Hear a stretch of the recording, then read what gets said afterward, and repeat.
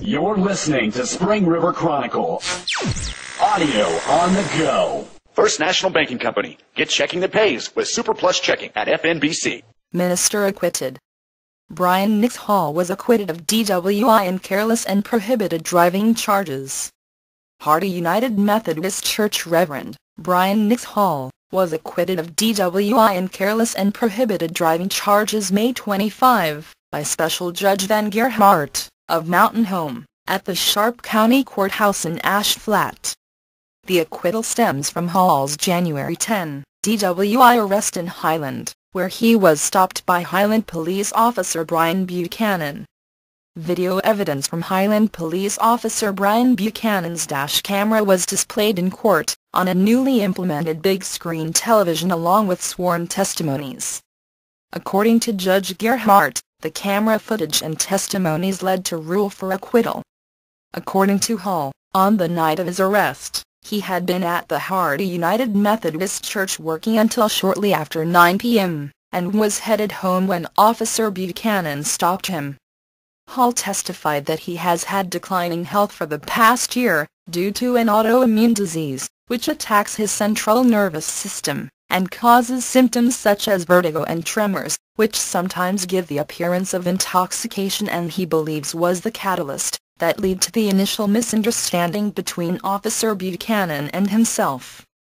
Within Officer Buchanan's report, it was noted that he had seen Hall swerving all over the road, driving left of center and driving recklessly. However, as Judge Gerhardt viewed the video, he stated that although he did not doubt Officer Buchanan's assessment of the situation, he did not find sufficient evidence to convict Hall for DWI or careless and prohibited driving.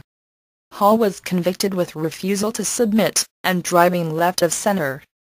Officer Buchanan stated in his initial testimony that he had followed Hall's vehicle for a short distance before turning on the dash cam. When cross-examined by Special Prosecutor H.G. Foster of Conway, the officer stated that he had switched on the camera after approximately 5 to 10 seconds of observation. Officer Buchanan's report indicated that Hall was uncooperative and had grabbed his arm while walking to the police car, as he changed his times about when he had stopped drinking. Judge Gerhardt pointed out that Hall could be heard on the video saying that he was willing to cooperate.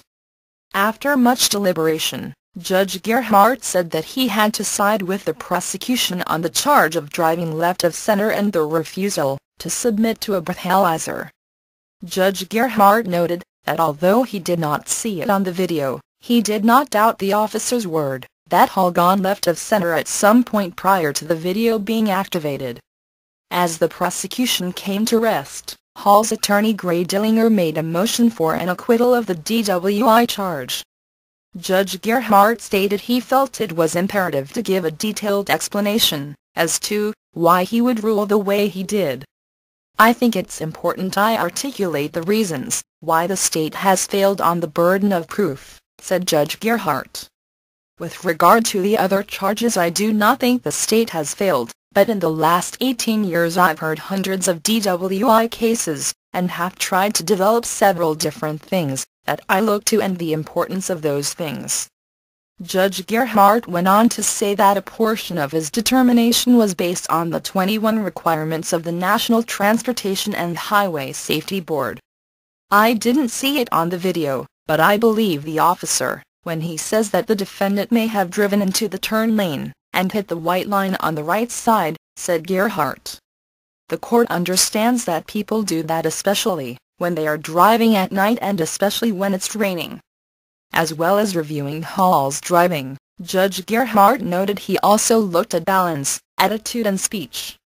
When he got out, he didn't stumble, didn't sway, didn't almost fall down. "In fact, I thought he did as good as anyone could, and when he walked back I didn't see him sway or stumble," said Gerhardt.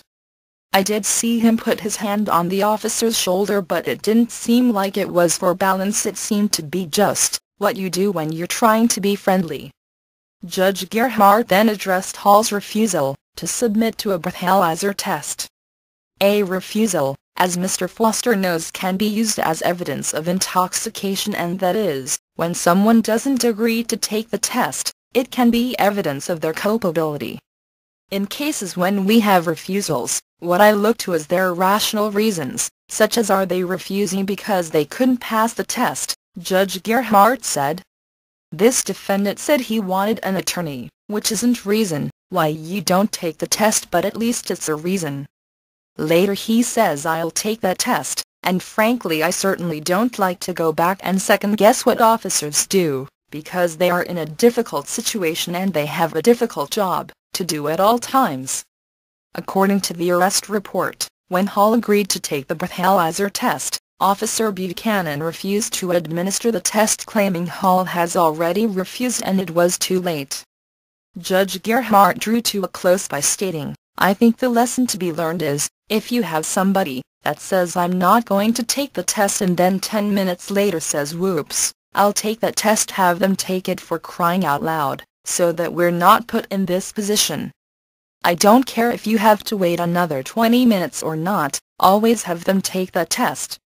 It's a good idea. It doesn't put us in a position. We would know here today whether or not the defendant was .08 or above, and not have to go through this 2-hour trial.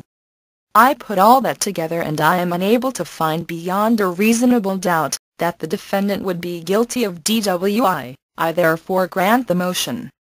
After a short break from the rulings of the first portion of the hearing, Judge Gerhardt heard arguments from Special Prosecutor H.G. Foster, as well as Hall's legal representation included lawyers Larry Kissy of Ashflat and Gray Dellinger of Melbourne concerning the driving left of center and refusal to submit to a breathalyzer. Rev. Hall has 30 days to appeal the verdicts of the second hearing. Thanks for listening to Spring River Chronicle Audio on the Go. Be sure to subscribe to the paper and check us out online at myspringriver.com.